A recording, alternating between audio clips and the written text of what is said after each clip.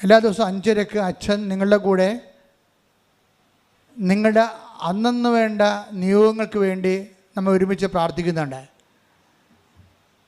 അപ്പോൾ ഇന്ന് നിങ്ങളുള്ള നിയോഗങ്ങൾ, നിങ്ങൾ പോകുന്ന വഴികൾ, സഞ്ചരിക്കുന്ന വഴികൾ, ഇടപെടുന്ന വ്യക്തികൾ, ഫോൺ ചെയ്യുന്ന വ്യക്തികൾ, നേടേണ്ട കാര്യങ്ങൾ, സംസാരിക്കുന്ന വിഷയങ്ങൾ, ആശുപത്രി, വിദ്യാഭ്യാസം, ജോലി, അതുപോലെ തന്നെ ഗവൺമെൻറ് അഫയേഴ്സ്, അങ്ങനെ എല്ലാ മേഖലകളെയും സമർപ്പിച്ചുകൊണ്ട് ആദ്യമേ പ്രഭാതത്തിൽ തന്നെ നമ്മൾ ഒരുമിച്ച് പ്രാർത്ഥിക്കാം. എന്നിട്ട് ഞാൻ നിങ്ങൾക്കൊരു സന്ദേശം തരും. അതിനാണ് അനുദിന അനുഗ്രഹ പ്രാർത്ഥന എന്ന് പറയണത്. അത് എല്ലാവരും 5:30 എഴുന്നേറ്റ് അത് കൂടണം. അപ്പോൾ നിങ്ങളിത് ഷെയർ ചെയ്യുകയും ചെയ്യണം. അത് മറ്റുള്ളവരോട് അത് പറയുകയും ചെയ്യണം. 5:30 രണ്ടാമത്തെ അറിയിപ്പ്, ഈ ഉടമ്പടി ധ്യാനവും കൂടിക്കഴിഞ്ഞാൽ ഉടനെ ഷെയർ ചെയ്യണം. പരിശുദ്ധ പരമദിവ്യകാരുണ്യത്തിന് പരിശുദ്ധ പരമദിവ്യകാരുണ്യത്തിന് പരിശുദ്ധ പരമദിവ്യകാരുണ്യത്തിന്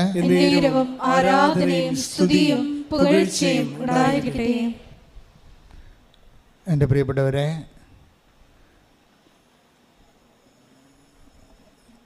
ദുരിതങ്ങളിൽ നമുക്ക് ആശ്വാസം നൽകുന്നത് കർത്താവിൻ്റെ വാഗ്ദാനമാണ്. കൃപാസനത്തിൻ്റെ ആദ്യകാലം മുതലുള്ള ശുശ്രൂഷകൾ, അതായത് 89-ലേക്ക് അച്ഛനെ കാണാൻ വരുന്നവർക്ക് ഇന്നത്തെ പോലെ ഒരു ടോക്കൺ കൊടുക്കുമായിരുന്നു. ഇന്ന് ആ ടോക്കണിൽ നിങ്ങളുടെ വിഷയവും ഒക്കെ എഴുതിയാൽ തരണത്. പണ്ട് അങ്ങനെയല്ലായിരുന്നു. പണ്ട് കിട്ടുന്ന ടോക്കണിൽ പല 107 സങ്കീർത്തനം എഴുതിയിട്ടുണ്ടാവും. 87, 88, 90 കൊടുക്കുന്ന ടോക്കണിൽ 2 Corinthians 1:4 എഴുതിയിട്ടുണ്ടാവും. Help those who have all kind of troubles. എല്ലാ തരത്തിലും ദുരിതം അനുഭവിക്കുന്നവരെ ആശ്വസിപ്പിക്കാൻ കർത്താവ് എനിക്ക് ഈ അഭിഷേകം തന്നപ്പോൾ 87 തന്നതാണ്.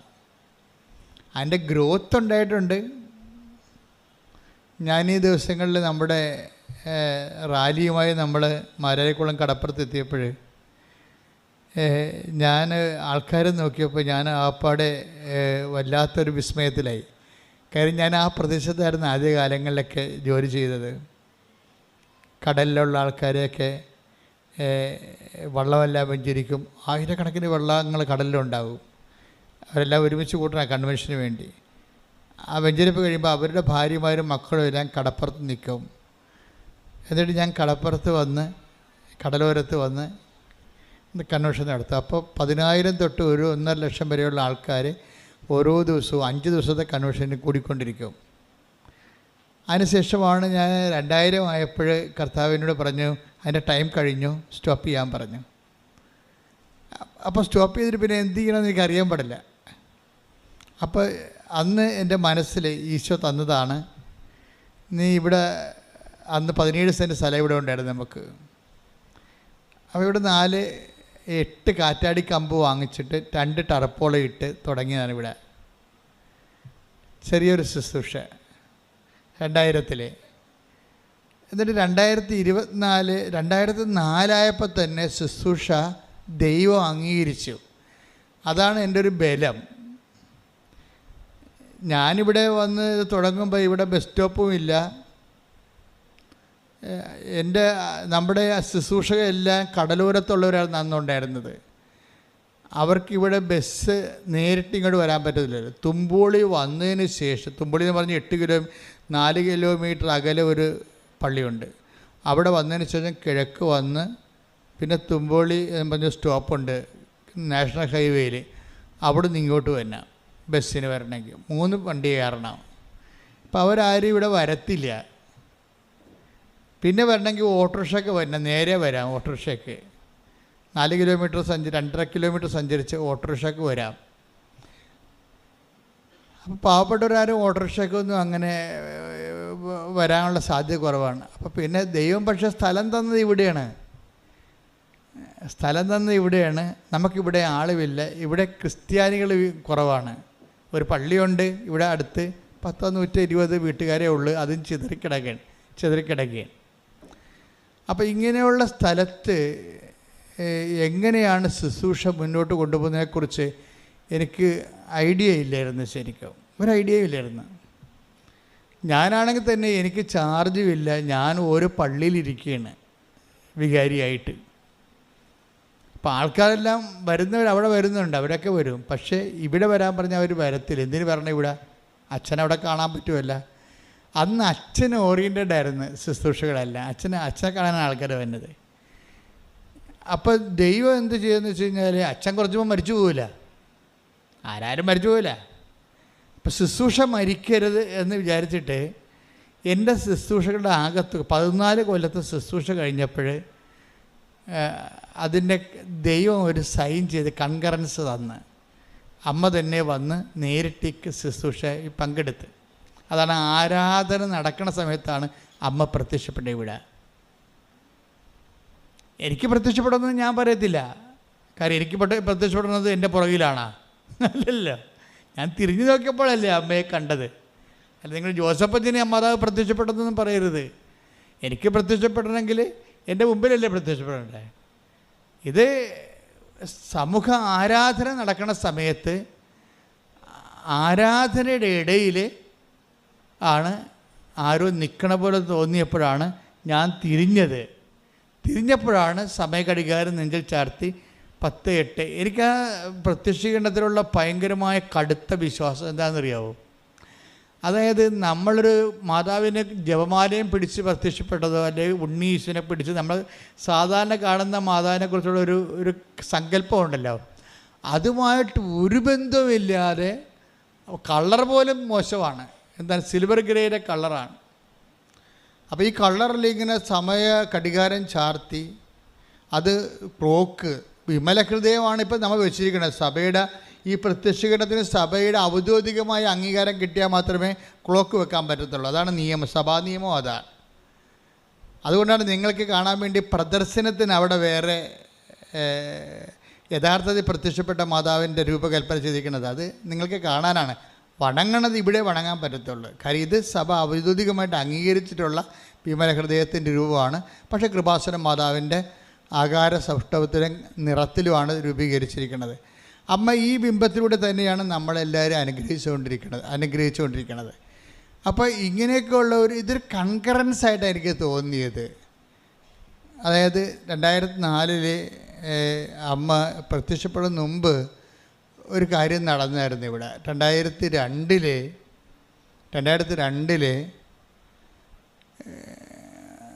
ഒരു മനുഷ്യൻ, അപ്പോൾ 2001 ഒരു മാതാവിൻ്റെ ഒരു നൊവേന ഞാൻ നടത്തിക്കൊണ്ടിരിക്കുകയായിരുന്നു അവിടെ വടക്കേപ്പള്ളിയിൽ. അപ്പോൾ അന്ന് അവിടുത്തെ വികാരിയാണ്. അന്ന് 800 വീട്ടുകാരുണ്ട് അവിടെ, വലിയ ഇടവകയിലാണ്. ഞാൻ മാത്രമേ ഉണ്ടായിരുന്നു ആശുപത്രിയിലേക്ക്. ഇപ്പോൾ അവിടെ 2 അച്ഛന്മാരുണ്ട്. അവിടെ വീണുപോയ ഒരു നൊവേനപ്പാടാണത്. വലിയ നൊവേനൊക്കെ നടന്നിരുന്നൊരു സ്ഥലമാണ് വടക്കിൽ. ഇപ്പോൾ കുറേ പ്രവർത്തകർക്ക് അതിൻ്റെ ഇപ്പോഴും അവിടെ അന്ന് വന്നത് ഇവിടെ ഉണ്ട്. അപ്പോൾ ആ നൊവേന ഞാൻ 2ാമത് റീസ്റ്റാർട്ട് ചെയ്ത്. മാതാവിൻ്റെ നൊവേന വീണ് പോയതാണ്. അപ്പോൾ അതുകൊണ്ട് വീണുപോയത് കൂടാരങ്ങളെ നിവർത്തി നിർത്തുന്നത് കർത്താവിൻ്റെ ഒരു രക്ഷാകര പദ്ധതിയുടെ ഭാഗമാണ്. അതായത് പുരാതന നഷ്ടശിഷ്ടങ്ങളെ പുനരുദ്ധരിക്കുന്നവനെന്നും മതിലുകൾ പണിയുന്നവനെന്നും നീ അറിയപ്പെടും എന്ന് ഐസയുടെ വചനങ്ങളിലൊക്കെ പലപ്പോഴും എനിക്ക് എൻ്റെ മിഷനുമായിട്ട് ബന്ധപ്പെടുത്തി ഞാൻ പ്രാർത്ഥിച്ച് വചനമെടുക്കുമ്പോഴൊക്കെ കിട്ടിയിട്ടുണ്ട്. പുരാതന നഷ്ടശിഷ്ടങ്ങളെ പുനരുദ്ധരിക്കുന്നതാണ് നീ എന്ന്. നമ്മളെ സംബന്ധിച്ചിടത്തോളം എൻ്റെ മക്കളെ, നമ്മളുടെ എനിക്ക് നിങ്ങളോട് തരാനുള്ള ഉപദേശം എന്താ വെച്ചാൽ, നിങ്ങളിപ്പോൾ പല ദുരിതങ്ങളുമായിട്ടിവിടെ വന്നിരിക്കുക അല്ലേ? ശരിക്കും പറഞ്ഞാൽ ഒരു ദുരിതമേ മനുഷ്യനേ ഉള്ളു. എന്താണ് ദുരിതം? ദൈവത്തെ ആയിട്ടൊരു ബന്ധമില്ലാത്തതാണ് ദുരിതം. നമ്മുടെ മക്കളില്ല, ജോലിയില്ല, വീട്ടിൽ കലഹമാണ്, ഉടമ്പടി അതിർത്തി ഭാഗോടമ്പടി നടക്കണില്ല, പല ദുരിതങ്ങളാണ്. ഈ പല ദുരിതങ്ങളെ എല്ലാത്തിനും കൂടി ഒറ്റ ദുരിതമേ ഉള്ളൂ മനുഷ്യന്. എന്താ കാര്യം?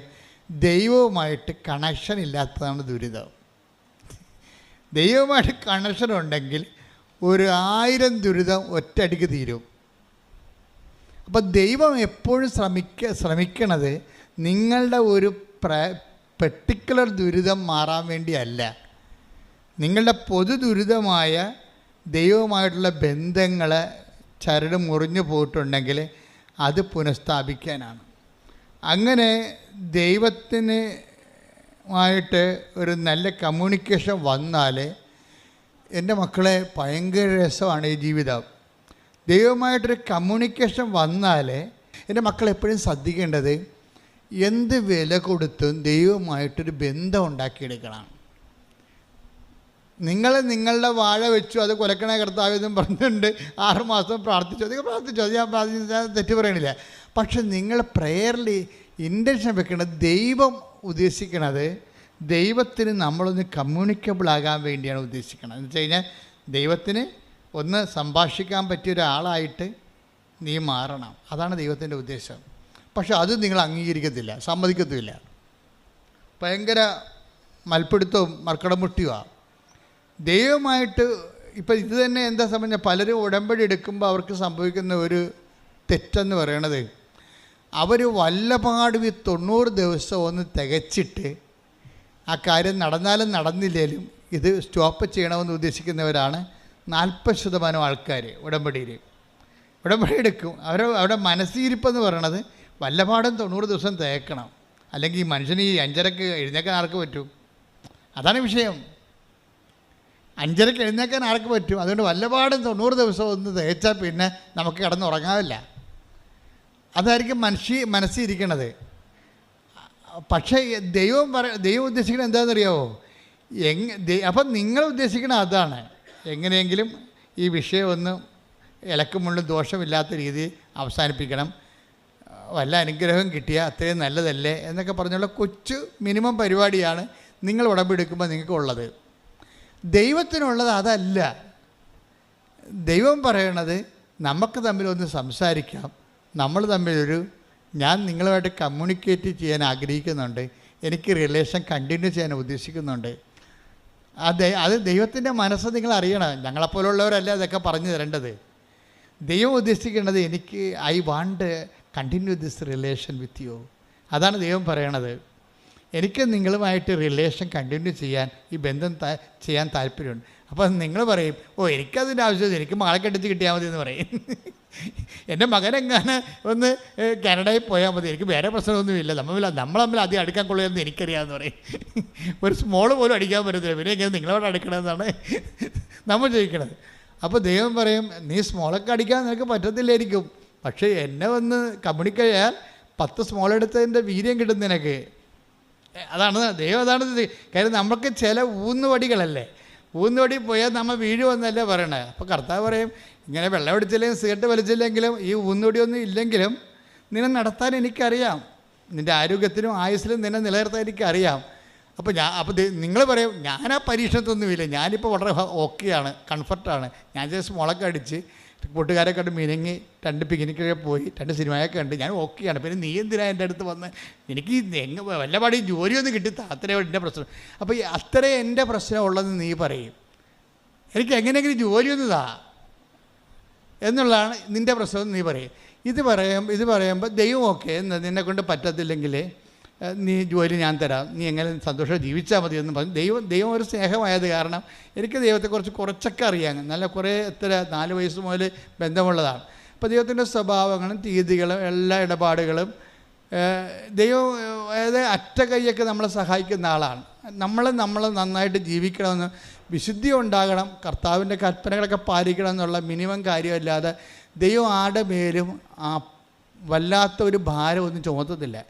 പിന്നെ ഭാരം ചുമത്തും, ഞങ്ങളെപ്പോലെയുള്ളവർക്ക് ഇത്തിരി ഭാരം ചുമത്തും. ഇപ്പോൾ എനിക്ക് കിഡ്നി ഡിസീസാണ്, എനിക്ക് ദൈവത്തിൻ്റെ സ്വഭാവം അറിയാവുന്ന കാരണം ഞാൻ ഈ സാധനം സുഖപ്പെടാതിരിക്കാൻ പറഞ്ഞിട്ടില്ല. എന്താ കാര്യം? എന്നോട് പറഞ്ഞിരിക്കുന്നത്, ഒക്കെ നിനക്ക് ഡിസീസുണ്ട്, നീ ഇത് വെച്ച് തന്നെയാണ് ശുശ്രൂഷ ചെയ്യേണ്ടത്, കാര്യം എന്താ വെച്ച് കഴിഞ്ഞാൽ ഈ ലോകത്ത് എല്ലാവരും പരാജയപ്പെട്ട സ്ഥലത്താണ് ക്രിസ്തു വിജയിച്ചത്. എല്ലാ മതങ്ങളുടെ ഉദ്ദേശം മനുഷ്യന് സന്തോഷം കൊടുക്കുക എന്നുള്ളതാണ്. അതിനെന്ത് ചെയ്യണം? ദുഃഖം മാറ്റണം. ദുഃഖം മാറ്റാൻ വേണ്ടി ചില ആൾക്കാർ ദുഃഖത്തെ ഫ്ലാറ്റായിട്ട് അങ്ങനെ ഇല്ലെന്ന് സബ്ലിമേറ്റ് ചെയ്തിടും. സങ്കല്പത്തിൻ്റെ സബ്ലിമേഷൻ നടക്കും ചിലർക്ക്. അങ്ങനെ ഇല്ല. ബുദ്ധനൊക്കെ, ശ്രീബുദ്ധനൊക്കെ അങ്ങനെയുള്ള ആളാണ്. എന്നുവെച്ചാൽ ദുഃഖത്തെ അവർ അംഗീകരിക്കണില്ല. അവർ അതിനെ ജീവിതത്തിൻ്റെ ഒരു എന്താണ്, ഈ ജീവിതത്തിൻ്റെ വേറെ ഒരു സൈദ്ധാന്തികമായ ലെവലിൽ ആശയപരമായിട്ടാണ് അതിനെ പ്രായോഗികമായിട്ടല്ല ദുഃഖത്തെ സമീപിക്കുന്നത്, ആശയപരമായിട്ടാണ് ദുഃഖത്തെ സമീപിക്കുന്നത്. അപ്പോൾ ദുഃഖമെന്ന് പറയുന്ന സംഭവം നമുക്ക് സന്തോഷമുള്ളതുപോലെ തന്നെ വേറെ ദുഃഖമെന്ന് പറഞ്ഞാൽ എക്സ്ട്രാ ആയിട്ട് ഈ ലോകത്തൊന്നും ഇല്ല. നമുക്ക് സന്തോഷം കുറേ ഉണ്ട് ഈ ലോകത്ത്. എല്ലാ തരത്തിലും മക്കളെ ജനിപ്പിക്കണ സന്തോഷമാണ്, കുഞ്ഞുങ്ങളെ പോറ്റണ സന്തോഷമാണ്, അതുപോലെ തന്നെ കുഞ്ഞുങ്ങളെ വളർത്തണ സന്തോഷമാണ്, പരീക്ഷ ജയിക്കണ സന്തോഷമാണ്, മിഠായി തിന്നണ സന്തോഷമാണ്, ഭക്ഷണം കഴിക്കണ സന്തോഷമാണ്, അല്ലേ, നല്ല ഉടുപ്പ് ഇടണ സന്തോഷമാണ്. മുഴുവൻ സന്തോഷമേ ഉള്ളതിൻ്റെ അകത്ത്. അത് പക്ഷേ അതിനിടയ്ക്ക് വല്ലപ്പോഴൊക്കെ ദുഃഖം വരും. അപ്പോൾ ഒരു 50-50 ആണ് ശരിക്കും, അല്ലാതെ ദുഃഖം മാത്രമല്ല. നരകം പിടിച്ച ജീവിതത്തിൽ ഇതിൻ്റെ അകത്ത് സന്തോഷം ഒത്തിരി ഉണ്ടതുകൊണ്ടാണ് ആൾക്കാർ അറ്റാക്ക് അടിക്കാതെ നിൽക്കുന്നത്. ഒത്തിരിയേറെ സന്തോഷമുണ്ട്. വിവാഹം സന്തോഷമല്ല, അതുകൊണ്ടല്ലേ ആൾക്കാർ ആഘോഷമാക്കുന്നത്. ആഘോഷമാക്കുന്ന എല്ലാ വിഷയത്തിലും സന്തോഷമുണ്ട്. പക്ഷേ ഈ ദുഃഖത്തെ ആഘോഷമാക്കാൻ പറ്റുമോ എന്നാണ് കർത്താവ് ചോദിച്ചത്. എന്നിട്ട് ദുഃഖത്തെ ആഘോഷമാക്കാൻ പറ്റുമെന്നുള്ള ഒരു പ്രായോഗികമായ ഒരു നിലപാടിലാണ് യേശു അവസാനം എത്തിച്ചേർന്നത്. ദുഃഖത്തെ വേദനയെ ആഘോഷിക്കാൻ പറ്റും എന്ന് പറഞ്ഞാൽ എന്ന് വെച്ച് കഴിഞ്ഞാൽ അത് ഒരു പ്രത്യേക ഉദ്ദേശത്തിന് വേണ്ടി ആക്കിയെടുത്ത് ദുഃഖത്തിന് ദൈവം ഒരു പ്രത്യേക ലക്ഷ്യം കൊടുത്തു. ഇപ്പോൾ കൃപാസനത്തിൽ അങ്ങനെയല്ലേ, ഇപ്പോൾ ക്ലേശം വന്നാൽ, കുരിശ് വന്നാൽ, അപ്പോൾ ദുഃഖത്തിൻ്റെ എല്ലാത്തിൻ്റെയും പ്രതീകമായിട്ട് കർത്താവ് കുരിശിനെ എടുത്ത് അന്ന് നിലനിന്നിരുന്ന ദുഃഖത്തിൻ്റെ അല്ലെങ്കിൽ ക്ലേശത്തിൻ്റെ ദുരിതത്തിൻ്റെ ഒരു ഭാഗം അടയാളമായിട്ട് കുരിശിനെ എടുത്ത്. എന്നിട്ട് കുരിശിനെ എന്ത് ചെയ്ത് പിതാവിൻ്റെ പേരിൽ കുരിശിനെ അക്സെപ്റ്റ് ചെയ്ത്. നമ്മൾ കുരിശിനെ റിജക്റ്റ് ചെയ്യല്ലേ ചെയ്യണത്. നമ്മൾ എന്തെങ്കിലും പ്രശ്നം വന്നാൽ അവിടുന്ന് തള്ളിക്കളയും. അപ്പോൾ ഈശോ മാത്രമാണ് കുരിശിനെ റിജക്റ്റ് ചെയ്യാതെ എടുത്തപ്പോൾ അത് എന്തുകൊണ്ടാണ് എടുത്തത്? ഈ കുരിശിന് മുഴുവനും കൃപയുണ്ടെന്ന് ഈശോയ്ക്ക് മനസ്സിലായി. എല്ലാ കുരിശിൻ്റെ അകത്തിലും കൃപയെന്നും പറഞ്ഞ്, ഇപ്പോൾ കൃപയെന്ന് പറഞ്ഞാൽ എന്താണ്? പവർ ഓഫ് ഗോഡാണ്. ഈ പവർ ഓഫ് ഗോഡ് സന്തോഷങ്ങളിൽ എന്നൊക്കെ പറഞ്ഞത് കൃപയില്ലല്ലോ. കൃപയിൽ, സന്തോഷത്തിൽ കൃപയില്ല. അത് ബ്ലെസ്സിങ്സ് അല്ലേ, അനുഗ്രഹം എന്ന് പറയും. സന്തോഷത്തെ എവിടുന്നാണ് പറയണത്? ബ്ലെസ്സിങ്സാണ്, ഫിസിക്കൽ ഫേവേഴ്സാണ്, ഭൗതികമായ ആനുകൂല്യങ്ങളെന്ന് പറയും നമ്മൾ. ഈ ഭൗതികമായ ആനുകൂല്യങ്ങൾ ബോഡി ഓറിയൻറ്റഡ് ആണ്. നമ്മുടെ വീട്, ജോലി, വിവാഹം, മക്കൾ, പ്രമോഷൻ, PR, അതെല്ലാം ബോഡി ഓറിയൻറ്റഡ് ആണ് സാധനം. അതിനെല്ലാം നമുക്ക് സന്തോഷം തോന്നും. പക്ഷേ എന്താ പറ്റുന്നത് വെച്ച് കഴിഞ്ഞാൽ ബോഡി തീരുമ്പോൾ അതും അങ്ങോട്ട് തീരും. ബോഡി എപ്പോൾ തീരുമെന്ന് പറയാൻ പറ്റത്തില്ല. ബോഡി എപ്പോൾ വേണമെങ്കിലും തീരാം. ബോഡിക്കുള്ള കുഴപ്പം അതാ. ബോഡി എത്ര ആരോഗ്യവാന്മാരായാലും ചിലപ്പോൾ പെട്ടെന്ന് ബോഡിയുടെ കപ്പാസിറ്റി തീരും. എല്ലാവരും വിചാരിക്കുന്നത് ബോഡി ഇങ്ങനെ നിലനിൽക്കും, സന്തോഷം നിലനിൽക്കും എന്നാണല്ല. ഈ രോഗങ്ങൾ നമ്മളെ പഠിപ്പിക്കുന്നൊരു പാഠം തന്നെ. രോഗങ്ങൾ വരുമ്പോൾ തന്നെ ഓർക്കുക, ഇത് ബോഡിയിലാണ് നമ്മൾ ഫീൽ ചെയ്യണത്. അതുകൊണ്ടൊന്നും തന്നെ ഇന്നിപ്പോൾ സുഖപ്പെട്ടാലും നാളെ വേറെ രോഗങ്ങൾ വരാം. കരുത് ബോഡിയിലല്ലേ. ഇപ്പോൾ ബോഡി ആയപ്പോൾ ബോഡിക്ക് പ്രാധാന്യം കൊടുത്താൽ നമുക്ക് അവസാനം നെറ്റ് ബാലൻസിൽ ഇച്ഛാഭംഗങ്ങളുണ്ടാകും. ബോഡിക്ക് പ്രാധാന്യം കൊടുത്തു. അപ്പോൾ ഈശോ ബോഡിക്ക് പ്രാധാന്യം കൊടുക്കാഞ്ഞ കാരണം ഈ ബോഡി കൊണ്ട് മനുഷ്യൻ്റെ ക്ലേശങ്ങളെ എങ്ങനെ അക്സെപ്റ്റ് ചെയ്തിട്ട് അതിനൊരു പരിഹാരമെന്ന രീതി എങ്ങനെ ബലിയാക്കി കുരിശിലേക്ക് സമർപ്പിച്ചുകൊണ്ട് ഇത് കൃപയായിട്ട് ദൈവത്തിൻ്റെ ഇഷ്ടം നിറവേറ്റിക്കൊണ്ട് എങ്ങനെ കൃപയായിട്ട് കൺവേർട്ട് ചെയ്യാൻ പറ്റുമെന്നുള്ള ആലോചനയും പ്രാർത്ഥനയുമായിരുന്നു ഈശോ ജീവിതകാലം മുഴുവൻ ചെയ്തുകൊണ്ടിരുന്നത്. അതുകൊണ്ട് നമ്മൾക്ക് നിലനിൽക്കുന്ന രീതിയിലുള്ള ഒരു കൃപയുടെ പ്രശ്നം അത് ബ്ലെസ്സിങ് അല്ല. മിന്നൽ പോലെ വന്ന് പൊലിഞ്ഞു പുയർത്തിയിരുന്ന് പിന്നെ ഇരുട്ട് കയറണതാണ് ബ്ലെസ്സിങ്സ്. മിന്നലില്ലേ, മിന്നൽ വന്നു കഴിഞ്ഞാൽ ഒറ്റ വെളിച്ചമാണ് മിന്നൽ. പിന്നെ ഇരുട്ടാണ്. അതാണ് സന്തോഷത്തിൻ്റെ പ്രശ്നം. ഒരു സന്തോഷമുണ്ടായി, ആ സന്തോഷം പെട്ടെന്ന് തീരും. ഏതെങ്കിലും നിലനിൽക്കുന്ന സന്തോഷം നമ്മൾ അനുഭവിച്ചിട്ടുണ്ട്. നിത്യസന്തോഷം എന്നുള്ള വേറെ ഒരു സംഭവം സബ്സ്റ്റിറ്റ്യൂട്ട് ചെയ്ത് നിത്യസന്തോഷം, അതിന് കൃപ എന്ന് പറയും. അനുദിന സന്തോഷത്തെക്കാളുപരി നിത്യസന്തോഷം.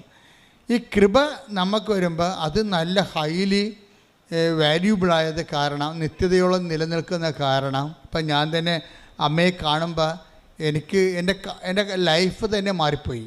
എന്താ കാരണം?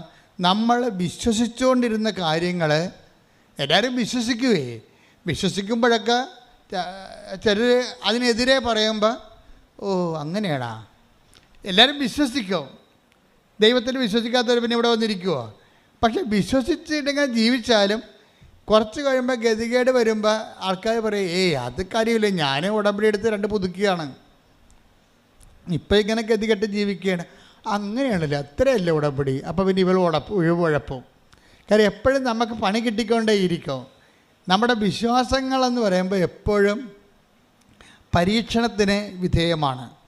നമുക്ക് വിശ്വാസം ഡിസ്റ്റർബ് ചെയ്യാതെ ഒരു നോൺ ഡിസ്റ്റർബൻറ്റ് ഏരിയ വിശ്വാസത്തിന് ഒരിക്കലും ഉണ്ടാകത്തില്ല.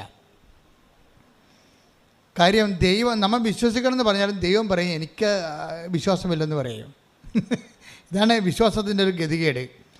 ഞാൻ വിശ്വസിക്കണം എന്നൊക്കെ പറഞ്ഞാലും ദൈവം പറയും നീ ആ പറയണതിൽ എനിക്ക് വിശ്വാസമില്ലെന്ന് പറയും. അപ്പോൾ എന്താണ് വിശ്വാസമില്ലാത്തത്? എനിക്ക് വിശ്വാസം ഉണ്ടായിട്ടല്ലേ ഞാൻ ഇത്രയും നാൾ നിൻ്റെ പുറകെ നടക്കണത്. അതൊക്കെ ശരിയാണ്. നിനക്ക് ടെസ്റ്റ് വന്നാൽ നീ അപ്പം തന്നെ നീ ഇട്ടച്ചും പോകുമെന്ന് പറയും. അതുകൊണ്ടാണ് അതിജീവിത വിശ്വാസം എന്ന് പറഞ്ഞ് വേറെ ഒരു കൗണ്ടർ ഓപ്പൺ ചെയ്ത് അതിജീവിത വിശ്വാസം.